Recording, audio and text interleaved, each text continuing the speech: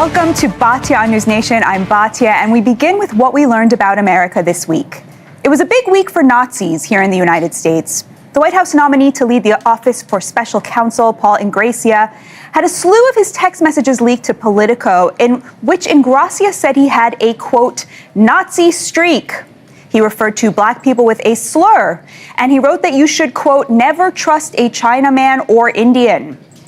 When someone in the chat pushed back and told Ingrassia that he was coming across like a white nationalist, he replied, nah, it's fine. Don't be a boomer. I don't mind being a scumbag from time to time. Not to be outdone, a far-left progressive candidate for Senate in Maine, veteran and oyster farmer Graham Plattner, was revealed this week to have the insignia of a Nazi SS division tattooed on his chest. Plattner claims he got the tattoo 20 years ago in Croatia while drunk with some fellow Marines and had no idea it was a Nazi symbol. Here's a little pro tip. If your actions have forced you to utter the words, I am not a secret Nazi, you probably do not belong in the United States Senate. Plattner then hightailed it to a tattoo parlor to have the tattoo covered up with a picture of a wolf. But though both the left and the right had similar scandals this week, the responses were quite different. It's true that Vice President J.D. Vance refused to condemn the young Republicans' racist chat last week, but all of those who wrote offensive things were fired, and many Republicans readily condemned them. The same happened with Ingrassia. He's no longer being nominated, a White House official said.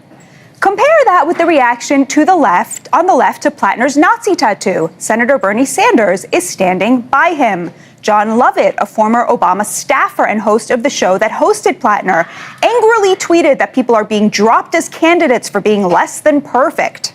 Others were more clear. Progressive journalist Crystal Ball tweeted, for me personally, I'll take a candidate with a regrettable tattoo over one who has steadfastly supported a genocide.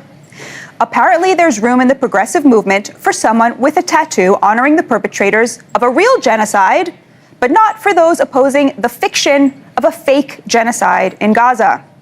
The same people who have chased Zionists out of the left for a decade now want you to vote for the guy with the Nazi tattoo. Watching the left circle the wagons should be a lesson to the right about how not to handle the Nazi sympathizers in your midst. Because not everyone agrees with condemning them. There's actually a split among conservative pundits and influencers about whether the vice president was right to defend the young Republicans.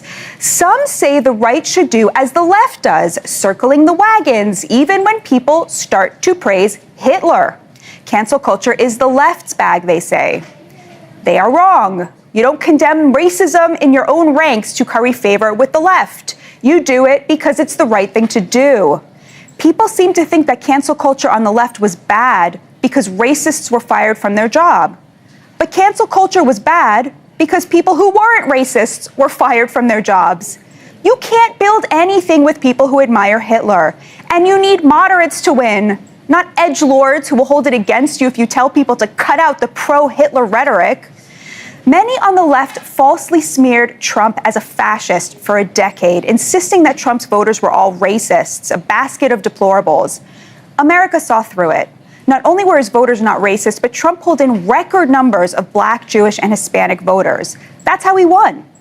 But now some on the right seem to believe the left's narrative, that Trump won by appealing to Nazis, or at least those who would prefer you not condemn them. Folks, you don't denounce racism to please the libs. You do it to protect your soul. It's not the other party you have to face in the mirror. It's yourself and your God.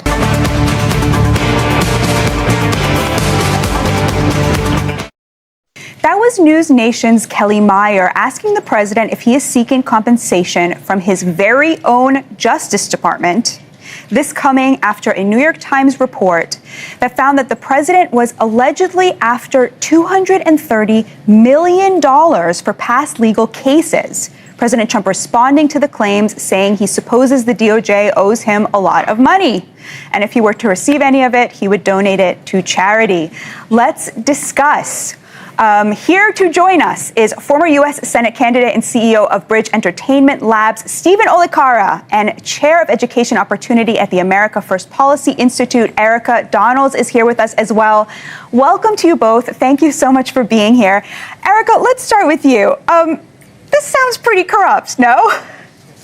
But nothing about him asking his own DOJ to pay him back for this makes you uncomfortable? But Stephen, you acknowledge that there was a weaponization of the Justice Department under the last administration against President Trump. This is not something that one hears a lot from Democrats. What we do hear is a denial that that took place.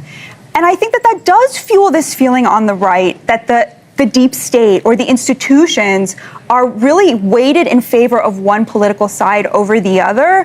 Why don't more Democrats acknowledge what you just did, and how can we bridge that divide and create more consensus around that? Call your attention to some political hackery that we saw this week. Here are some Democrats complaining about their new great foe, the big problem in America today. Watch.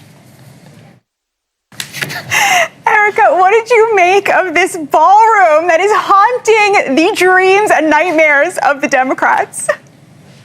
Erica, I wanted to ask you, speaking of this genuine emotion, I mean, looking at the No Kings rally, we made a lot of fun of it on the show last week, but a lot of these Democrats are feeling truly and deeply traumatized by this administration.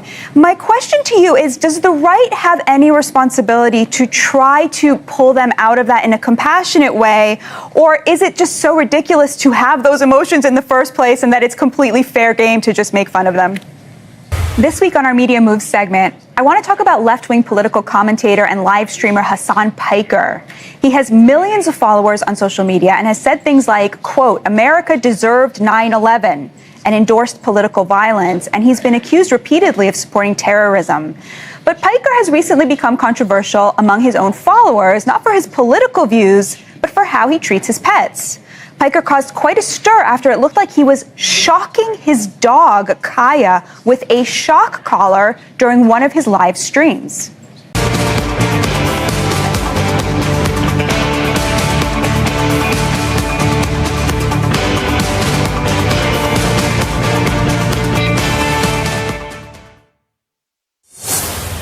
An illegal immigrant truck driver in California was arrested and charged with vehicular manslaughter after allegedly driving while intoxicated and under the influence, creating a pileup and killing 3 people. As you may remember, last week I talked to Transportation Secretary Sean Duffy about how he's pulling $40 million from the state because Governor Gavin Newsom will not comply with the English proficiency test for commercial driver's licenses. That is exactly what we saw here, an illegal migrant believed to have entered the U.S. in 2022 via the southern border and released into the country under the Biden administration, who has stolen 3 lives because he was able to obtain a commercial driver's license. Sometimes what the left views as compassionate can result in the most horrendous cruelty. Let's all have a little more compassion for each other as Americans. Thank you all for joining me today. It was an honor to have you with us. May God bless and protect you and the United States of America.